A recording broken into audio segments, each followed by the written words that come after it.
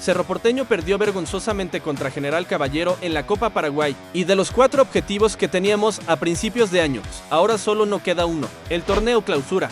¿Qué pasa con este plantel? Porque Cerro Porteño no puede poner los huevos en los momentos importantes. ¿Dónde quedó el Cerro que ganaba a los Ciclón? Y esto no solo digo por el partido en la Copa. Las veces que Cerro falló a su gente en este año ya es indignante. Porque hay gente como yo, por ejemplo, fanático pero solo desde mi hogar, y no me gustaría estar en el lugar de lo que siempre van a bancar en cada partido. Si yo estoy indignado, no me imagino cómo estarán esa gente que viene de la cancha. ¿Qué será el problema de estos jugadores? En este video vamos a analizar en detalle de las eliminaciones en este año. Vamos a hacer una limpieza y explicar que jugadores ya no deben jugar más, y también vamos a hablar del técnico que nunca demostró a qué juega. Antes de empezar con este gran video, quiero que me dejes tu like y te suscribas. ¿Ya lo hiciste? ¡Vamos allá! Muchas gracias, afición. Este para vosotros. Cerro Porteño quedó afuera en los penales 4-3, después de empatar en los 90 minutos 0-0 ante General Caballero. A ver, el partido de Cerro fue desastroso a pesar de haber tenido todo para ganar. Este plantel no tiene un estilo de juego. Yo no sé si el técnico antes del partido le dice a los jugadores salgan a la cancha y cada vez que recuperemos vamos para adelante y vemos si hay oportunidad, porque este equipo está jugando así. No hay un juego asociado, no hay movilidad. Para mí el principal problema es el mediocampo, más adelante se lo explico por qué. Este año Cerro Porteño arrugó en 3 oportunidades muy importantes, donde decepcionó completamente. Empecemos con el torneo Apertura. Cerro en los últimos 5 partidos tuvo toda la oportunidad. En la fecha 17 perdió 2-1 contra Olimpia de local, desperdiciando el empate de Libertad. En la fecha 18 le ganó a Guaraní, esta vez y aprovechando la derrota de Libertad frente a Luqueño. En la fecha 19, Libertad vuelve a darle oportunidad a Cerro, empatando 1-1 ante Trinidense, donde Cerro sí iba a aprovechar, ganando 2-1 frente a General Caballero. En la fecha 20, Libertad vuelve a darle otra oportunidad más, perdiendo 2 puntos frente a Olimpia, donde Cerro Porteño no aprovecharía, empatando 0-0 frente a Meliano. Y es ahí donde Libertad despertó y ganó en la siguiente fecha, que sería fecha 21.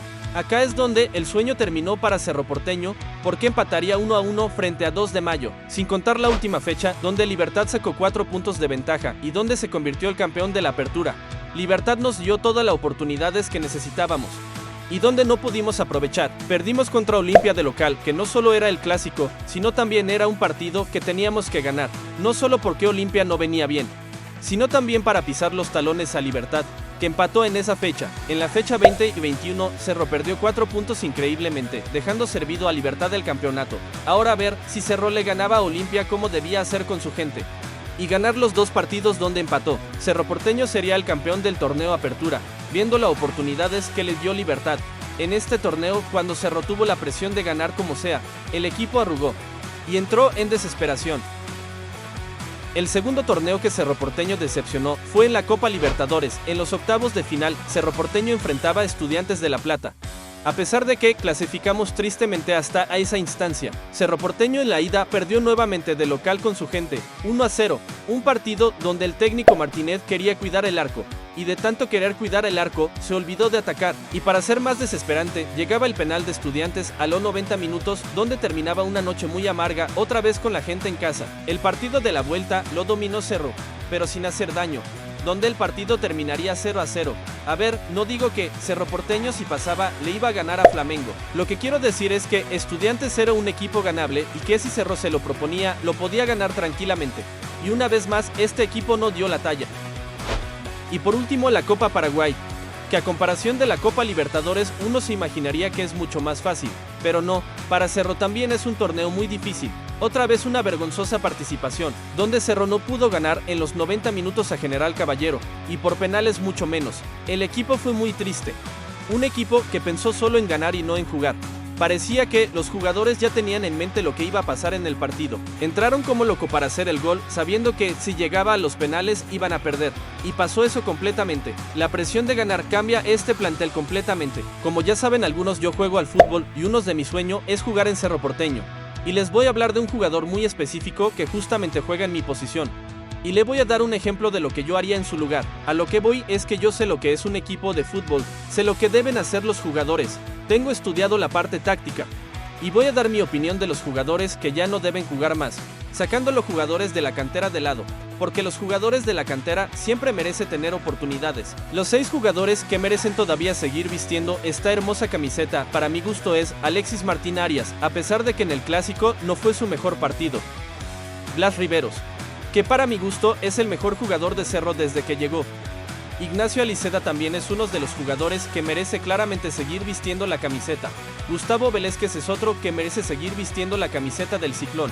Otro de los pocos que merecen seguir es Matías Pérez, y los últimos 2 jugadores que yo le daría más oportunidad, creo que en un buen equipo de Cerro sería muy importante, sea suplente o titular, y ellos son Piris Damota y Fabricio Velázquez. Siento que estos jugadores son lo que más intentaron en cada partido que les tocó jugar, y no hablo futbolísticamente, sino que por lo menos intentan y dejan todo en cada partido. Yo sé que en los 2 últimos jugadores capaz la mayoría no estén de acuerdo, pero creo que Domínguez ha demostrado jugar por lo que cobra, que es lo mínimo que se pide. ¿Por qué decir que juega por la camiseta? Capaz me está equivocando. Y Piris cuando estaba bien, Cerro demostró ser un equipo más reconocible. Es por eso que creo que merecen seguir vistiendo la camiseta de Cerro Porteño. Algunos capaz les gustaría seguir viendo a Iturbe, pero yo creo Iturbe no es un jugador que merece este escudo, porque este club merece regularidad de los jugadores, cosa que claramente Iturbe no tiene, aunque de todo modo de lo que pase al final de torneo clausura, yo creo que Iturbe va a seguir en el club. Llegamos ahora con Cecilio Domínguez. A ver, Cecilio tal vez sea el jugador con más calidad futbolísticamente hablando en el club, pero eso no sirve cuando mentalmente no está bien. Cecilio tiene la casaca número 10, pero él no juega como un 10. Cecilio lo único que hace cuando agarra la pelota es encarar y a veces le sale bien, pero la mayoría le sale mal. A ver, no me parece mal que uno sea encarador. De hecho, yo soy un jugador que encara mucho, pero cuando se debe. Un 10 del fútbol de hoy ya no es como el enganche de antes, de llevar la pelota a los delanteros. Yo juego también como enganche, y mi trabajo es ir obviamente para adelante, pero también circular la pelota con cambio de frente, con mucha movilidad, hacer jugar al equipo, pido y paso. Me muevo y sigo pidiendo. Es lo que me pedía el técnico cuando jugaba en Argentinos Junior, y es lo que necesitamos en Cerro, Asociación, porque es increíble que estén jugando ya hace media temporada juntos y pareciera que todavía no se entienden. Más allá de que tenemos un nuevo técnico, ahora vamos con el mediocampo, que necesitamos una renovación completamente. Más allá de que digo que Piris merece seguir en el equipo, no sé si es para ser titular, porque con Jorge Memorel, con Gastón y Wilder Viera no vamos a ningún lado. Y claramente vamos a seguir como estamos si siguen ellos. A ver, no me gusta hablar mal de nuestros jugadores, pero también hay que decir la verdad. Hay una cosa que no entiendo y es de lo conformista que son. Están jugando en Cerro, uno de los clubes más importantes de Sudamérica, donde juegan cada fin de semana. Tiene video para volver a ver los errores que tienen en los partidos. Y en cada partido se ve lo mismo. A mí me encantaría tener un partido completo grabado, para ver qué errores tengo o en qué puedo mejorar, y aún así sigo mejorando.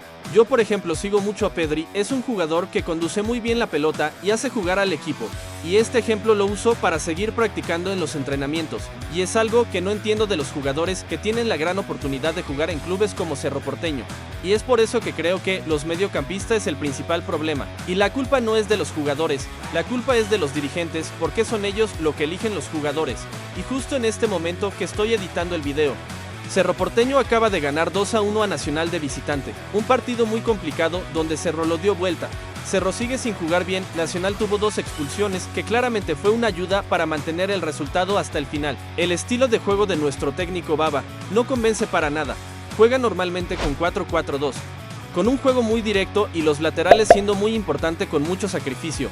Yo sé que a nivel de juego Cerro Porteño es muy pobre, pero yo creo que la presión y la obligación de Cerro no es jugar bien hoy por hoy.